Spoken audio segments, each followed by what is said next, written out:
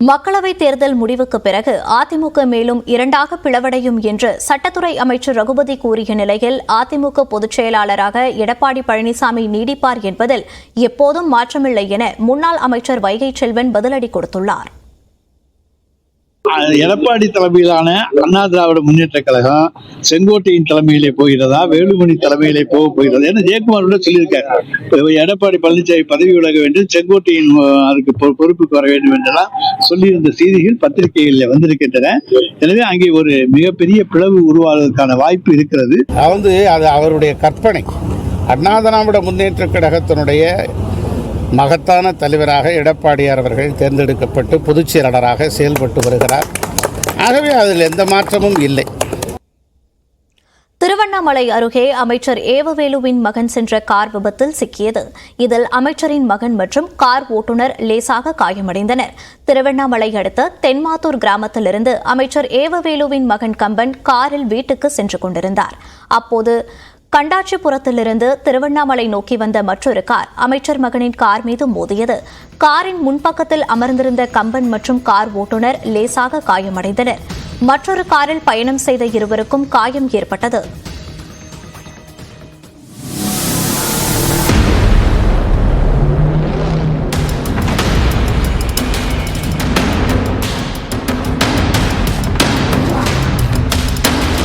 நான்கு பேரும் திருவண்ணாமலை அரசு மருத்துவமனையில் முதலுதவி சிகிச்சை பெற்ற பின் வீடு திரும்பினர். விபத்து குறித்து திருவண்ணாமலை கிழக்கு காவல் நிலைய போலீசார் வழக்கு பதிவு செய்து விசாரணை மேற்கொண்டு வருகின்றனர்.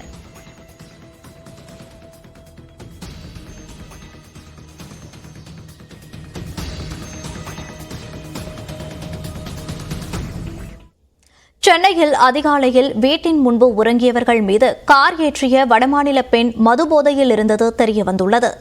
சென்னை அசோக் நகர் 10வது தெருவில் வசிக்கும் சரிதா என்பவரின் வீட்டு நிகழ்ச்சிக்கு ஏராளமான உறவினர்கள் சென்றனர். ஆனால் வீட்டிற்குள் போதிய இடம் இல்லாததால் சிலர் வீட்டின் முன்பு உள்ள சாலையில் உறங்கினர்.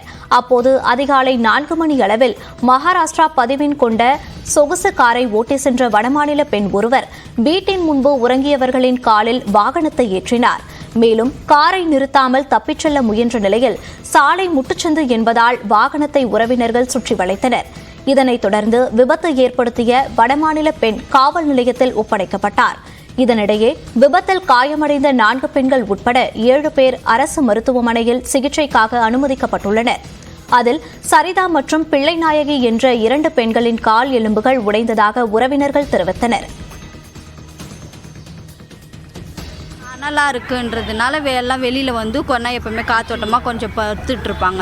அது எங்கள் வீட்டில் வந்து ஃபங்க்ஷன் நாளைக்கு வந்து காது குத்து சார், அதனால் எல்லாம் வீட்டில் சொந்தக்காரன் வந்தான்ட்டு எல்லாம் கொஞ்சம் காத்தோட்டமாக வெளியில் வந்து படுத்துட்டு இருந்தாங்க. அந்த டைமில் அவங்க ட்ரிங்க்ஸ் பண்ண நிதானமே தெரியல, அம்மா ஏற்றின்னு போயின்னுட்டாங்க.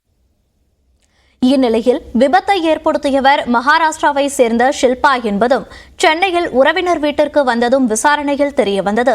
மேலும் கூகுள் மேப் காட்டிய பாதையில் சென்றதால் குறுகலான முட்டுச்சந்தில் சென்று விபத்து ஏற்பட்டதாக அப்பெண் வாக்குமூலம் அளித்தார். ஆனால் தொடர் விசாரணையில் அப்பெண் மதுபோதையில் விபத்தை ஏற்படுத்தியது அம்பலமானது. இது தொடர்பாக கிண்டி போலீசார் தீவிர விசாரணை மேற்கொண்டு வருகின்றனர். உதவியாளர் வீட்டில் 37 கோடி ரூபாய் பறிமுதல் செய்யப்பட்ட வழக்கில் விசாரணைக்கு ஆஜராகும்படி ஜார்க்கண்ட் அமைச்சர் ஆலம்கீர் ஆலமுக்கு அமலாக்கத்துறை நோட்டீஸ் அனுப்பியுள்ளது. ஜார்க்கண்ட் மாநிலத்தின் ஊரக வளர்ச்சித்துறை அமைச்சராக ஆலம்கீர் ஆலம் இருந்து வருகிறார். சிலர் திட்டங்களை செயல்படுத்துவதில் முறைகேடுகள் நடந்ததாக பண மோசடி வழக்கு தொடரப்பட்டது. அதைத் தொடர்ந்து ராஞ்சியில் உள்ள ஆலம்கீர் ஆலமின் தனிச் செயலாளர் சஞ்சீவ் லாலின் உதவியாளர் ஜஹாங்கீர் ஆலமின் வீடு மற்றும் உள்ளிட்ட இடங்களில் அமலாக்கத்துறை சோதனை நடத்தியது. அப்போது கட்டுக்கட்டாக பணம் பறிமுதல் செய்யப்பட்டது.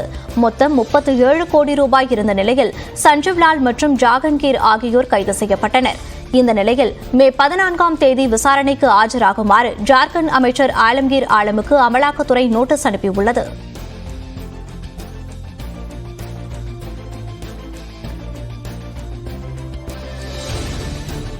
ஆந்திரா, தெலுங்கானா உள்ளிட்ட 10 மாநிலங்களில் நாளை நடைபெறவுள்ள 4ஆம் கட்ட மக்களவைத் தேர்தலுக்கான பரப்புரை நேற்றுடன் ஓய்ந்தது. இந்நிலையில் களத்தில் உள்ள முக்கிய வேட்பாளர்கள் யார், அவர்கள் யாருடன் மோதுகின்றனர் என்பதை இந்த சிறப்பு தொகுப்பில் பார்க்கலாம்.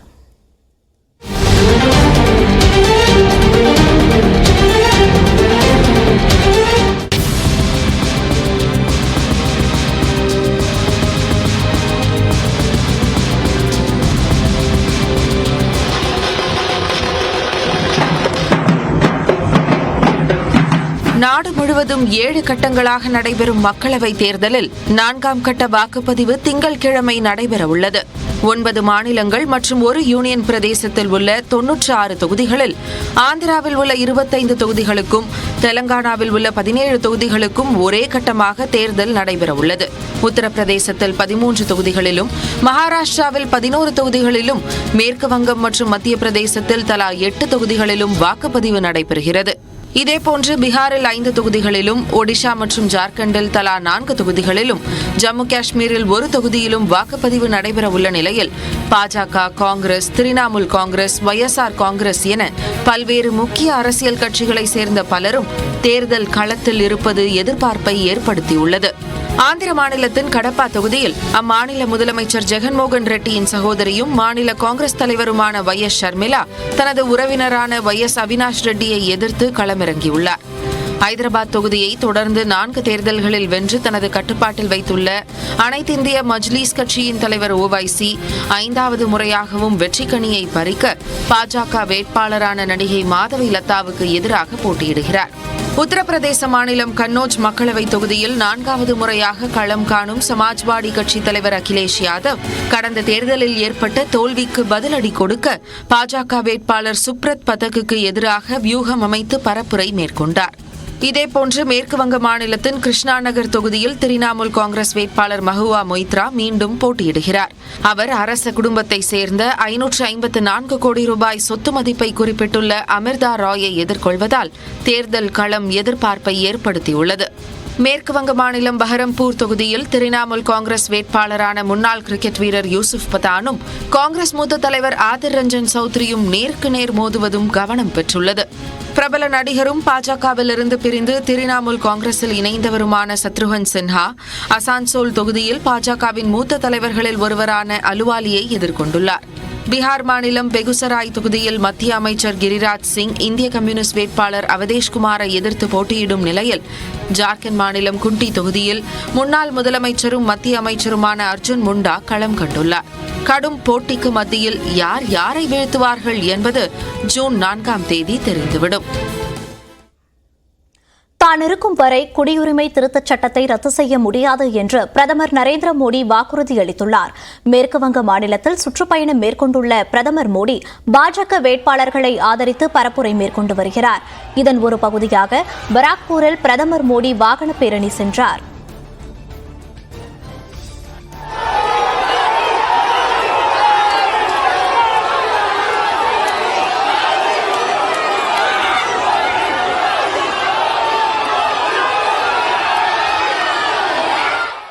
பின்னர் வடக்கு 24 பர்கானாஸ் மாவட்டத்தில் நடைபெற்ற பொதுக்கூட்டத்தில் பேசிய அவர், ஒரு காலத்தில் அறிவியல் சாதனங்கள் கண்டுபிடிக்கப்பட்ட மேற்கு வங்கத்தில் தற்போது வெடிகுண்டுகள் தயாரிக்கப்படுவதாக சாடினார்.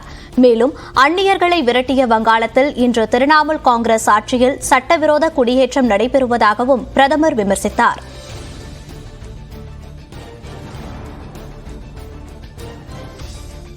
जब तक मोदी है, राम मंदिर पर सुप्रीम कोर्ट का जो फैसला है, उस फैसले को कोई पलट नहीं पाएगा। जब तक मोदी है, सीएए कानून को भी कोई रद्द नहीं कर पाएगा।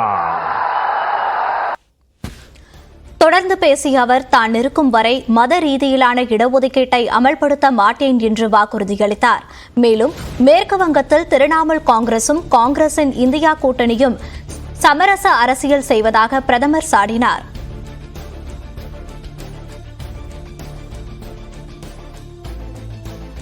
பாஜக வெற்றி பெற்று நரேந்திர மோடியே 3வது முறையாகவும் பிரதமராக தொடர்வார் என தமிழிசை சவுந்தரராஜன் தெரிவித்துள்ளார். சென்னை விமான நிலையத்தில் செய்தியாளர்களை சந்தித்த அவர், இந்த தேர்தலில் திமுகவுக்கு மக்கள் தக்க பாடம் புகட்டுவார்கள் என்றும் கூறினார். பாஜகவோட பிரதமர் இல்லை, கேள்வி கேட்கறதுக்கு என்ன இருக்கு? அதான் 3வது முறையாக மரியாதைக்குரிய பாரத பிரதமர் தான். பாஜக சொல்லல, தேசிய ஜனநாயக கூட்டணி சொல்லல, மக்கள் சொல்றாங்க.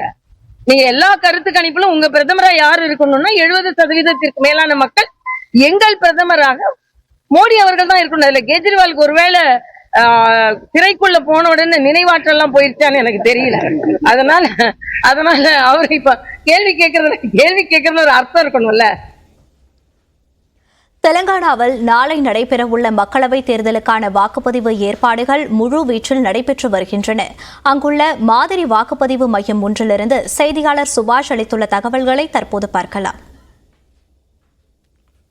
தெலுங்கானாவில் நாளை தேர்தல் வாக்குப்பதிவானது நடைபெற இருக்கு. இங்க இப்போ இருக்கக்கூடிய இடம் வந்து இந்த மாடல் போலிங் பூத் ஸ்டேஷனை அமைச்சிட்டு இருக்கிறாங்க. இந்த மாடல் போலிங் ஸ்டேஷனுடைய மாதாப்பூர்ன்ற ஒரு இடத்துல தெலுங்கானாவுடைய சென்ட்ரல் சிட்டியில இருக்கக்கூடியது. இந்த இடத்துல வந்து பாத்தீங்கன்னா வாக்காளர்களை வரவேற்க சிவப்பு கம்பளத்தை விரிச்சிருக்கிறாங்க. இங்க வாங்க, நாங்க இருக்கோம், தைரியமா வந்து வாக்களிங்க, எல்லா விதமான ஏற்பாடுகளும் பண்ணியிருக்கோம், நிழற்குடை அமைச்சிருக்கோம், தண்ணீர் வசதியை கொடுத்துருக்கிறோம் அப்படின்றதுக்கு ஒரு இனிஷியேட்டிவா இந்த பேப்பர் பேக்ல தண்ணி கொடுத்துருக்காங்க. இதோட முக்கியத்துவம் என்னன்னா, இந்த கோடை காலத்துல ரொம்ப வெயில் ரொம்ப ஜாஸ்தியா இருக்கு. அதனால வரக்கூடிய வாக்காளர்களுக்கு தண்ணீர் வந்து ரொம்ப அவசியமா இருக்கு. அதனால இந்த பேப்பர் பேக் மூலமா தண்ணி தர்றாங்க. அதிலும் குறிப்பா பாத்தீங்கன்னா இந்த பேப்பர் பேக்ல கொடுக்கக்கூடியதுக்கு இன்னொரு ஒரு முக்கியமான காரணமும் இருக்கு. அது வந்து இந்த பிளாஸ்டிக்கை தவிர்க்கணும் அப்படின்றதுக்காக இந்த பேப்பர் பேக்ல ஒரு பேக்குக்கு 20 லிட்டர் தண்ணி வந்து கெப்பாசிட்டின்னு சொல்லியிருக்காங்க. 10 பேக் வச்சிருக்காங்க, 200 லிட்டர் தண்ணி வந்து இதுல இருக்கு. இதுலயே வந்து பாத்தீங்கன்னா ஒரு டேப் இருக்கு. வேணுங்கிற அளவு பிடிச்சிக்கிட்டு பேப்பர் கப்பை யூஸ் பண்ணி பிடிச்சிக்கலாம், அல்லது டம்ளர்ஸ் வச்சு யூஸ் பண்ணிக்கலாம். அது மூலமா தண்ணி வந்து எடுத்துக்கலாம். அப்படின்றதுனால ஒரு மாற்றத்தை கொண்டு வரணும் அப்படின்றதுக்காக, பிளாஸ்டிக் இல்லாம கொண்டு வரணுன்றதுக்காக இந்த ஏற்பாடை தேர்தல் ஆணையம் பண்ணியிருக்கு. வெவ்வேறு இடங்கள்ல வெவ்வேறு விதமான ஏற்பாடுகள், மாற்றுத்திறனாளிகள், முதியோர்கள் அவர்களும் வந்து வாக்களிக்கலாம் அப்படின்றதுக்காக பல்வேறு ஏற்பாடுகள் செஞ்சிருக்கிறாங்க. ஒட்டுமொத்தமா நாளைக்கு தேர்தலுக்கு தயாராக இருக்கிறது தெலுங்கானா. இந்தியா கூட்டணி ஆட்சிக்கு வந்தால் ஏழைகளுக்கு 200 யூனிட் வரை மின்சாரம், கல்வி மற்றும் மருத்துவம் இலவசமாக வழங்கப்படும் என்று ஆம் ஆத்மி கட்சியின் தலைமை ஒருங்கிணைப்பாளர் அரவிந்த் கெஜ்ரிவால் வாக்குறுதி அளித்துள்ளார். மதுபான கொள்கை ஊழல் வழக்கில் பிணையில் வெளிவந்த அரவிந்த் கெஜ்ரிவால் தனது கட்சி எம்எல்ஏக்களுடன் ஆலோசனை நடத்தினார். பின்னர் செய்தியாளர்களை சந்தித்த அவர்